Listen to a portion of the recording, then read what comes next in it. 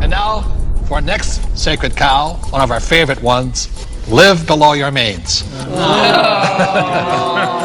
How many of you here do not like living below your means? No. That's no fun. It kills people's spirits. Now, why would you want to live below your means?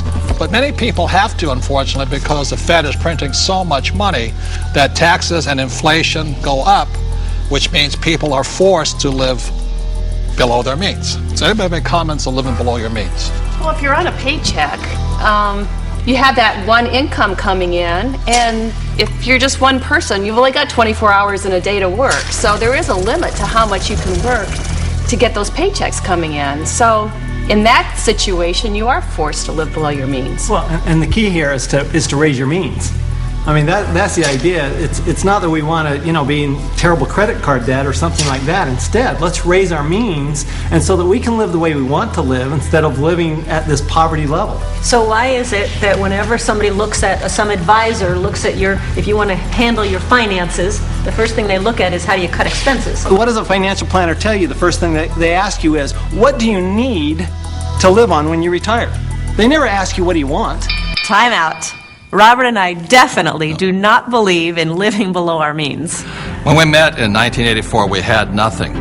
But every year we would get together at New Year's and we would set our goals, health goals and this goals. But we also had asset goals, what goals were we going to add every single year.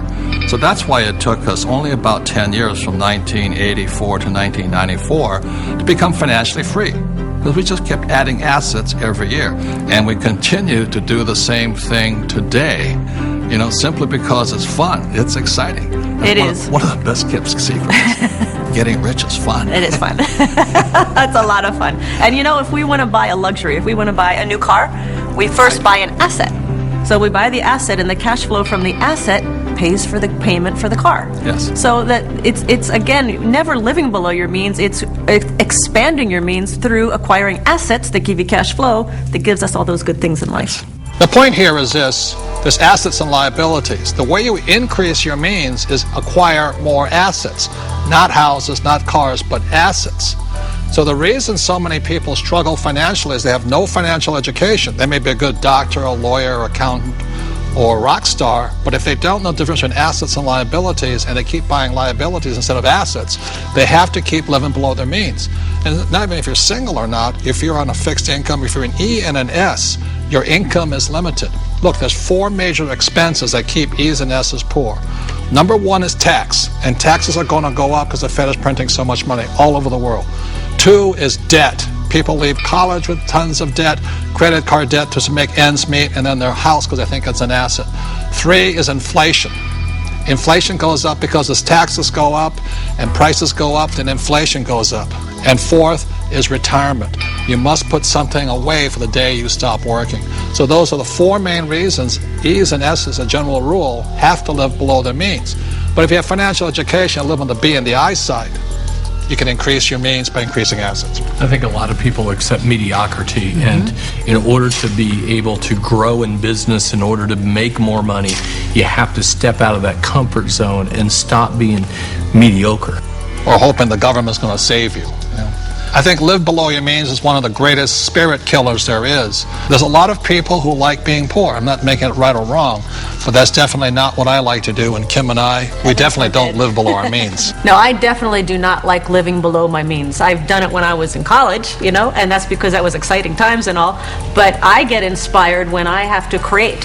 When I get put into a position where I need to create something new, not contract. I want to be bigger than I am, not less than I am. And I think people are being taught to be less than they are instead of inspiring people to be more than you are. Well, and that's the issue with the idea of a budget, right? A budget is all about cutting. It's all about slicing. It's all about being less than you are.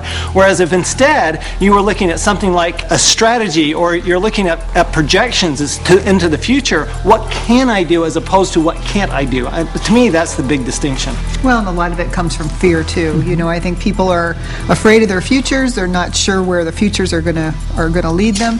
So they think, well, I'll live below my means. I'll save. I won't allow myself to have this small luxury, that small luxury. And then, of course, they fall off the wagon.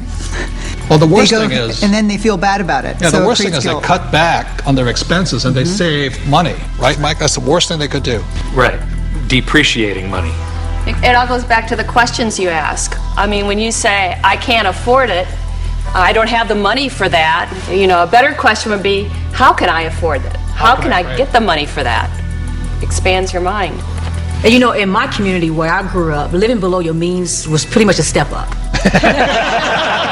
Being honest. We didn't have any means, and we didn't live, and we didn't know how to live. It was basically survival.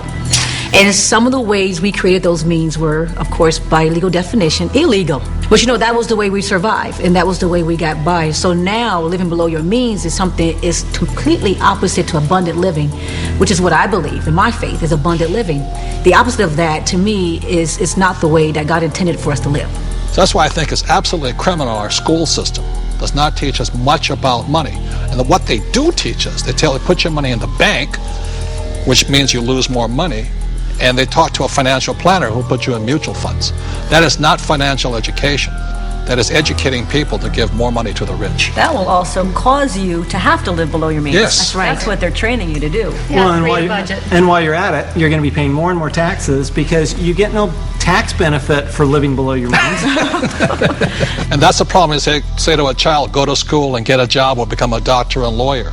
You will pay more than your fair share of taxes, and then you too will have to live below your means. If you're playing defense instead of offense, you're just hiding and trying to play it safe and saving money, and you never manifest. You cannot be who you're supposed to be. I say it's time to get financially educated and take care of yourself.